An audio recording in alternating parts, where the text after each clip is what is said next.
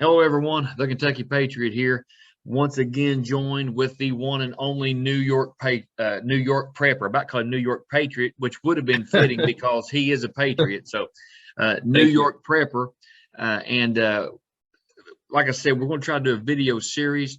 The first video was more EDC, kind of everyday carry, what you do around town. The second one was home defense, more of what you do when you protect yourself in the home. Like myself, he's very outdoor minded, loves the outdoors. So now this video is going to be geared more toward outdoors, whether it's camping, hiking, in the wilderness, survival type situation. So we're going to try once again pick his brain and kind of get some ideas of what he does, the tactics he uses, the equipment that he carries, and we're going to open it up to him. But like I said, he's been around and had a lot more different and has some different experiences than I have. And where I live, we actually, really don't have bear. Now, in all the years I've been alive in the wilderness, hike, camp, whatever, I've only seen one bear here in Kentucky. And what was funny was it was right where I live, so it wasn't even no adventurous story. We got it on video. It just passed through our neighborhood, and so it wasn't even like a cool story. So really, I don't live in bear country, but he does, and he's been around. So we want to pick his brain, and not necessarily only bears, but when you get out into the wilderness, there's other things, from coyotes to all kinds of different. So we're just going to open the floor here, turn it over to him. But basically, I was just curious because I know myself, what I carry EDC is not what I carry when I go fishing, hiking, out in the wilderness. It's a totally different holster. It's a totally different gun. It's totally different ammo. So I was kind of wanting to see what you do, what you have done, what you like, what you prefer, and what advice you would give to people that's maybe looking to go out in bear country, in the wilderness, where there's not just two-legged threats, but four-legged threats. What advice would you give? What do you do, and why? Yeah, so the first thing I would say is you need to research the area, not just where you live, but also where you're going. Before you go anywhere, let's say you're going on a family trip to Montana or, Utah or wherever you're going, Smoky Mountains, research the area, figure out what are the wildlife threats in those areas. It's not just bears, there's also elk. Elk can be very dangerous. Not just the bull elk, but also even the female elk. They could be very dangerous, especially when you're near their young, near the calves. So research the areas you're going to. If you're camping, if you're hiking, and where you live, research and read about what are the wildlife here and what are the threats. Because it's not just bears. You have coyotes. Elk, moose, I mean, even a deer, a white-tailed buck could even be dangerous in the rut. So that's one thing that I always do anytime I go on a vacation somewhere. I always research as much as possible. Knowledge is power. Yeah. Understanding the habits of these animals is important too. So if you're in the woods and you're hiking, you can identify areas where there would possibly be a bear, being able to identify habitat for these different animals. This way, if you're in an area that there could possibly be elk or there could be moose or a bear or whatever, and you know that you're in this area, so you need to be on high alert. So that's very important, is research, understand what animals are there, what are their habits. How can you identify their habitat, where they live? That's critical.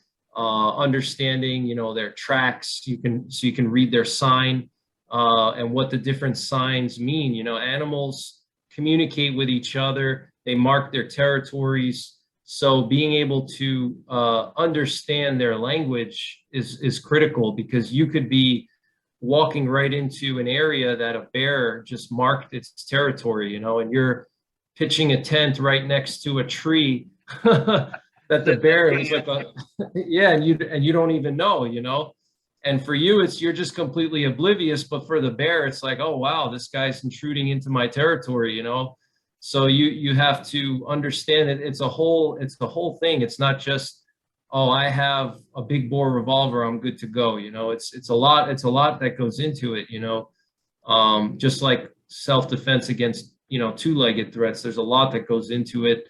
So yeah, researching is important. The habitat, that's like critical. And then also understanding the ways that you can de-escalate situations, just like with people. De-escalation is critical. If you're dealing with people, you always want to try to de-escalate a situation rather than using force. Same thing with wildlife. You can de-escalate wildlife encounters. All you do is just back away slowly. You don't want to run and panic and turn around and run away because it triggers a chasing instinct. But you want to back away slowly, try to make yourself look big, things like that. There's a lot of information out there. I'm not going to really get into it here because we could spend like an hour, but there's tons of information. If you go to like the Forest Service, the Park Service, there's, a wealth of information out there on how to de-escalate an encounter with a wild animal, so those are some simple things. Well, I think that's a fantastic point too of de-escalation or avoiding, because even with a self-defense with a person, if we can avoid it or de-escalate it, is always the best option. Like you said, if you got a 500 Smith & Wesson Magnum, I would much rather not have a situation or de-escalate a situation as, like you said, walk in oblivious and set up camp on a on an angry bear. That is really a fantastic avoidance. Is very well said, very well thought out. I appreciate that answer. But in the unfortunate event, because even like in self-defense, everyday carry, even if you try to avoid, you try to de-escalate, you may be minding your own business. You may have done all the right things, which that is the best. Always, like I said, that is great advice. But in the event that something does happen, or in the event that something does go south, what firearm do you carry in bear country, or out in the wilderness, and what holster rig and what ammo do you use? Sure. So for bear country, I always carry a big bore revolver at the minimum. If I can carry a rifle, that's the ideal scenario. I think these days people are so heavily focused on, bear defense pistols, and really, it's been proven that pistols are inferior to rifles against bears. Even a 500 Smith & Wesson Magnum has much less penetration and power than even a 30-06. So if you can get away with carrying a 30-06 with 200 grain partitions or some kind of tough bullet like that, that's the best case scenario, as a minimum. Up from there, you'd want something even bigger than that, ideally. But, ideally, a rifle is your best bet if you're talking about brown bears or large black bears, areas where that there's big black bears, like 600 pounds or more. A rifle is the best thing, but if you can't carry a rifle, it's impractical. You're not going to just carry a big rifle in the Smoky Mountains Park, and you may scare a few people. So in that situation, a big bore revolver, in my opinion, is the best choice, or, a 10 millimeter or some kind of heavy duty semi-automatic. 10 millimeters have been proven to be pretty effective. But this is just my opinion, and I know there's going to be a lot of people that, get offended by this, but there are the 10 millimeter to me is like the bare minimum. 10 millimeter or 357 Magnum to me are the bare minimums for black bear. If we're talking about brown bear, I want at least a 454 Casull. Even a 44 Magnum, I would still feel a little bit undergunned, because the thing is that wild animals, they don't think like people do. When they go into attack mode, you basically have to obliterate their vitals, or hit them in the central nervous system to stop an attack. They're not like people. They don't respond to pain and run away, you know. Like especially bears, I mean, I've studied this extensively, and I'm sure a lot of other people out there watching have, but even some brown bears are known to actually want to get revenge on you for shooting them. So, you know, you want something that's going to stop them with as minimal shots as possible. Because you could even read about it yourself. I mean, there's been guys in Alaska that bears are known to be very tough.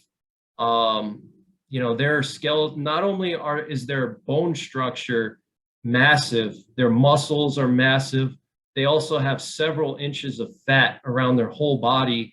So that fat will stop a lot of bullets. And then if that's not enough, you know, just their massive musculature and everything else, but their mentality, you know, their aggressiveness, their tenacity, that's why they're called grizzly bears, you know. There's a reason why they're called that. So aside from their physical prowess, their mental prowess, you know, they're known to go after you if you shoot them. So I've read stories of guys in Alaska that have shot brown bear with 375 H&H, and it took 8 shots to bring it down. So, you know, they're very, very tough animals, you know. They're known to take a lot of bullets. That's not normally the case. I mean, there are, if you read a lot of the defensive shootings against bears, there are, you know, 10 millimeters, even 9 millimeters have stopped brown bears, but you don't want to be in a situation where you're undergunned. You'd rather be overgunned, you know. So big bore revolver is my recommendation. I like to carry mine on a chest holster. I have a Kydex chest holster, so I can pull it out easily. I don't have to worry about unsnapping anything. I want to just be able to grab it and pull it right out, because bear encounters happen very quickly. You know, they can cover distance very fast. So if you have any kind of snap or anything like that, by the time you unsnap it, get to your gun, pull it out, you're dead already, you know. So you want something that you can just pull out immediately. Kydex is the way to go, in my opinion, on that. On a chest holster, and the reason why I like the chest holster is that, number one, if you're hiking, you have a backpack on usually, or some kind of heavy outdoor clothing like a winter coat, or, you know, different types of clothing. If you have a holster on your hip, it may be hard to access the holster, you know, because your clothes are in the way, you have other gear on, your backpack is over you, it may be hard to get to it. If you have it on your chest, you can access it no matter what gear you have. If you have a winter jacket on, you can loosen up the buckles and put it over your outerwear, you know, so it's always there no matter what you have, no matter what position you're in. Like if you're sitting down on the ground, you know, you're hunting deer and you're in a seated position, if you have your hip holster, it's going to be hard to draw your pistol out from the seated position. On the chest, you can pull it out from any position. Worst case scenario, if the bear knocks you down and he's mauling you, it's much easier to draw your pistol from your chest. And because you have to anticipate in a bear defense scenario that you may get mauled. You know, you may be in a situation where you're going hand to paw and the bear has already jumped on top of you and is mauling you. And you may want to still be able to get that gun out. And if you have it in a hip holster or inside the waistband or something like that, it's going to be hard to get it, you know. So chest holster, in my opinion, is the way to go. And big bore revolver, you know, and then obviously we could talk about ammunition as well. That's critical too. But yeah, that's initially my recommendations. That's absolutely fantastic. There's all great points, but 2 things I really liked is, one is the chest holster because of the draw, and 2, where you said minimal shots, because I think that's what, and I'm glad that you come on this channel, because I don't want to sound like I know what I'm talking about, because I've never really been there. That's why I'm glad that you came on.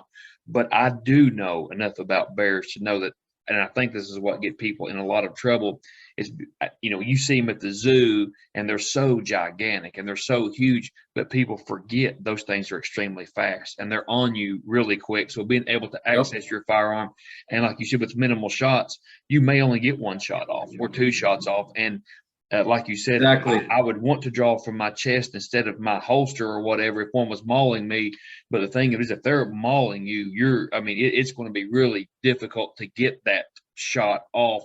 And they're so fast. And I mean, I think your points are absolutely great. And I've never said this in a video. I've never talked to you about it, but you can Mhm. ask my wife. I've always said the same thing. And I'm, it's whatever, but there's a lady that had a little tiny snub nose 38. I'm sorry, 357 Magnum, a little small, and that's what she was using in bear country. And I just simply made the comment. I don't have a whole lot of experience in bear country, but I do have a lot of experience with snub nose 357 Magnums, and the recoil is great. And the problem of it is when you shorten that barrel, all that fireball that looks awesome at night, you're losing a lot of that. So if you're Yep. already, Velocity. yes. And I just made the point, something to the effect of, you're losing some velocity, in bear country. And she pretty much told me that, she knew what she was doing and for me to butt out. So whatever. But I'm just speaking for me. I agree with you 100%. I've always told my wife, if I go to bear country, I would want nothing less than a 454, even a 44 Magnum. I feel totally confident for two-legged varmints, and even black bear. I'll be honest with you. Around here local, I would feel comfortable with a 44 with black Yep. bear. But when you start getting to grizzlies or brown bear, some of the, or polar bear, whatever the case may be, Yep. I mean, those things are Massive. claws, teeth, and they're not a little cuddly 400-pound little black bear like what's around here. Those things are man-eating machines, and I think you've made some absolute great points. Also, like what you said about elk, they're beautiful creatures and people hunt them, but they can absolutely be dangerous. And there's people die every year from elk. Yep. Yep. Yeah, elk can be very dangerous in the rut when they're, rutting out. I mean, they're huge animals. I mean, we've seen a lot of attacks from elk, all over the country. So moose, another one. But, in general, I would say whether it's a moose, a bear, an elk, I think we just all have to remember that their bodies, or whatever you want to call it, their skeletal system, their muscles and everything are much more massive than ours, and so the ammunition that you need to stop a threat like that is completely different than what you need for concealed carry or home defense. It's completely, you need tough bullets that can penetrate. That's the biggest thing. You want a bullet that's not going to expand too much and break apart, versus concealed carry, home defense. It's the opposite. You want expansion to do more destruction, and prevent over penetration. But when we're talking about, an 800-pound grizzly, that's charging you at 40 miles an hour, you want,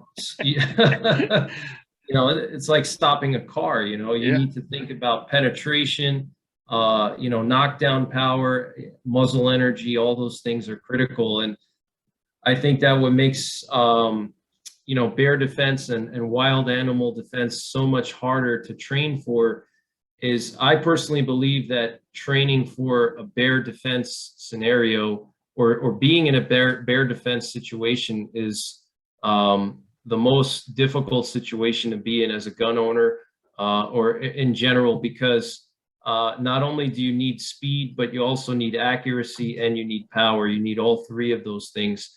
You need speed, accuracy, and power. You need to be able to draw your weapon out quick, and you need to be precise, and you need a very powerful firearm, and that's a lot. That's a pretty tall task, for Yeah. most people. It's hard enough to just go to a range and draw a 9mm out fast and get a couple of shots on target. But you're talking about drawing a big, heavy revolver very fast and having pinpoint accuracy, because you want to hit the central nervous system or the vitals, and if you miss, you're screwed, because that bear's coming. So, you miss, you may not get a second shot.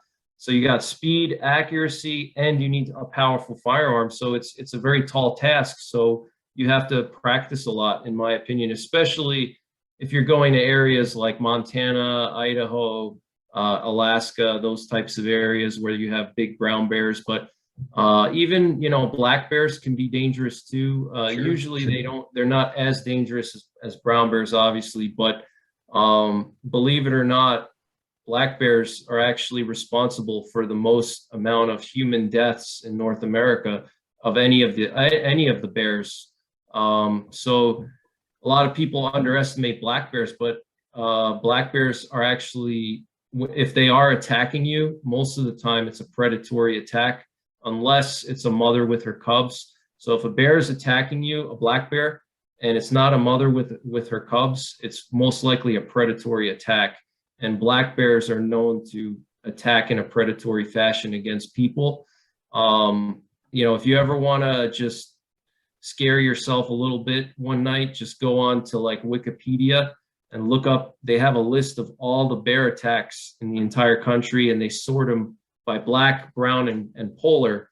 You read some of these attacks and they just make the hair on the back of your neck, like, you know, stick up, like, but a lot of them are actually like remote logging camps in Alberta somewhere.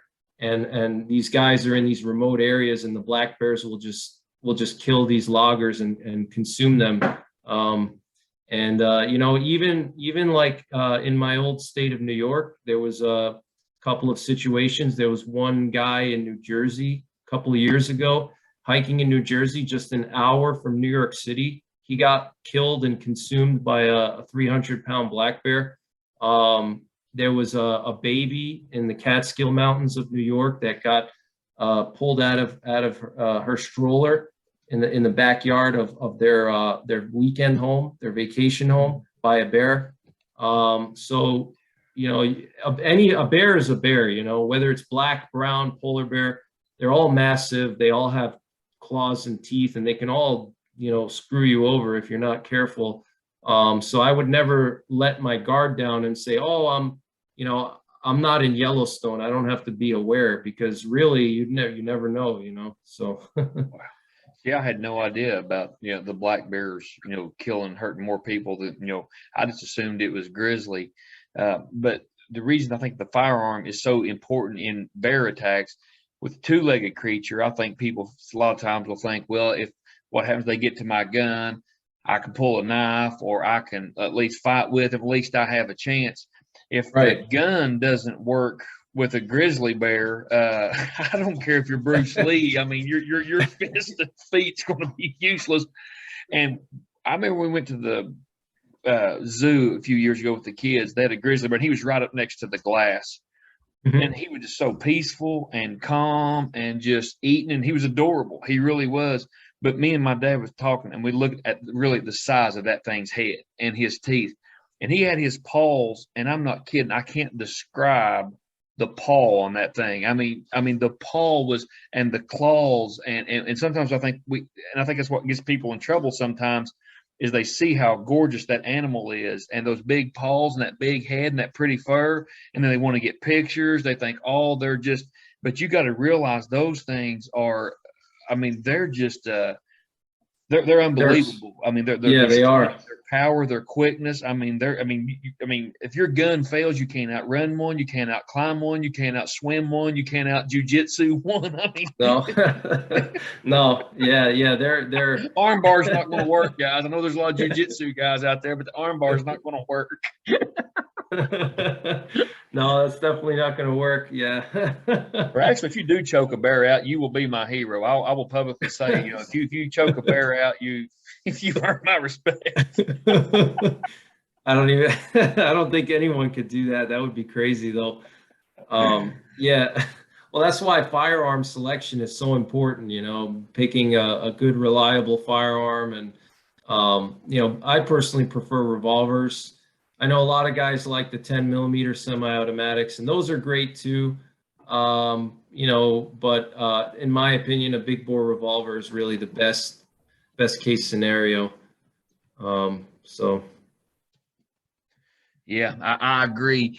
And, you know, we've talked before, I'm a huge 10mm fan. I think it's a fantastic round, especially for two-legged. But just me personally, a 10mm is still less than a 44. And even in bear country, like I said, you know, I mean, I know a 44 Magnum is legendary for its power and stuff, but again, we're not talking white-tailed deer or you know, a two-legged creature.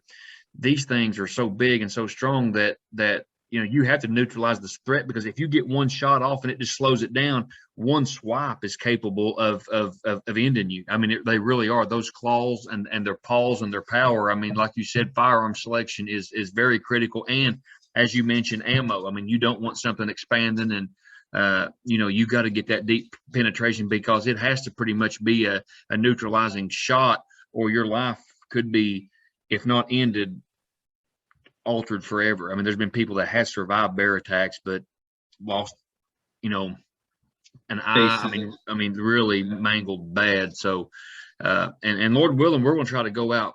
My parents are still young.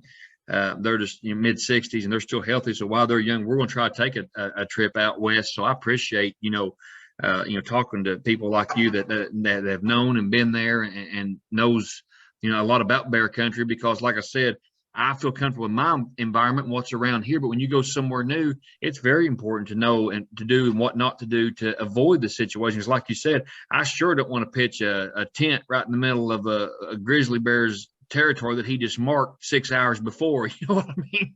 Yeah, exactly. Yeah. Knowledge is power, and I mean, it really is. And man, this is fantastic advice. It's really fun for me too. I really enjoy not only learning, but just this is my hobby, and I appreciate you taking the time. I know you're busy, but you coming on this channel and just discussing these topics and sharing your wisdom and your experiences with us, it's really been a blessing for me. And I'm sorry about the little disturbance earlier. My wife let Sadie out to use the bathroom real quick, and instead of come over here and try to wrestle with me and hit the blinds, but it's been fantastic, and I really appreciate it. And like I mentioned before in an early video, Lord willing, NYPrepper is going to come down, and we're going to try to film some range videos. We've got a lot of ideas, but if you guys got any ideas for us, what you want us to see, us shoot, targets, range, discuss, we're up for suggestions. So we've got a lot of ideas, we've tossed around, but we'd love to hear from you. And anything else that you want to add about bear defense, or if you want to ask NYPrepper here something on this topic or a topic before, please leave it in the comments below, and we'll try to, hopefully we're going to have some more videos in the series. We'll try to get to some of your questions and some of your comments, and because I really enjoy making these videos and getting to talk to guys like NYPrepper and getting to learn and glean from their knowledge, because the more we know, the better off we're going to be. And I appreciate you coming on so much. Anything else you'd like to say or conclude with bear country or wilderness survival, or whatever the case may be, when you're out there, not on the blacktop and pavement anymore, when you're out in a more remote area? Yeah, another thing too is, like I mentioned, ammo selection. You want to make sure you have good bullets. You want your bullets to be tough enough to be able to bust through bone and through a lot of layers of muscle and fat. So most guys recommend hard cast bullets or solids. You could go with like a solid copper bullet, or they call them monolithic metal bullets. Or brass, or hard cast is basically just I know you know what it is, but for those of you guys who don't know, it's a lead bullet that's got some lead, some tin and antimony mixed into it, so it's a little bit harder. It's still mostly lead, but it's a little bit harder than lead. It's a very tough bullet. You want solid bullets is what you want, and go with a reputable company that's known for that. I highly recommend Buffalo Bore. I'm not sponsored by them, but Buffalo Bore makes really good bear loads, for pretty much anything. I've tested a lot of them, from my 44 Magnum, 500 Magnum, pretty much all my big bore guns.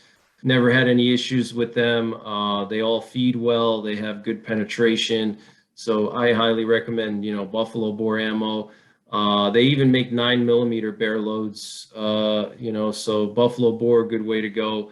But you want solid bullets. You don't want expanding bullets. That's really just critical, in my opinion. You don't want to go into the woods with a jacketed hollow point, and that's not going to do anything except make the bear more mad and have them, rip you apart. So solid bullets is the way to go, and more power than less power in my opinion. And also a medical kit. You know, having a tourniquet or some kind of a pressure bandage with you when you're going pretty far out there. God forbid if you do get, you know, mauled by a bear and you're bleeding, you want to have a way to control the bleeding. So, you know, have at least like a pressure bandage or a tourniquet, you know, on you or in your backpack or something like that. So you don't recommend hollow points, arm bars, or brass knuckles. We need a better option than that, right? Yeah. But I appreciate you coming on and sharing that with us. And like I said, I'm going to certainly take that into consideration if we do get to go out west, because I mean, nothing would be worse and endangering yourself or your family trying to, you know, just have a good time and enjoy a vacation and something, and make a crucial mistake. So I appreciate you coming on, giving up your time and sharing that with us. And you know, guys, do me a favor. Would you please go over and check out NYPrepper's channel? He's a wealth of knowledge. He does everything from ballistic testing. He's got guns. He's got current events. He's got I mean, just of course, a prepping. I mean, he's a prepper, and we're going to save that video in the series to the very end, and we'll probably really get in depth with him. Going to really pick his brain on some prepping. But he's a fantastic guy. He loves freedom. He loves this country. He's a great asset to the YouTube, the 2A community.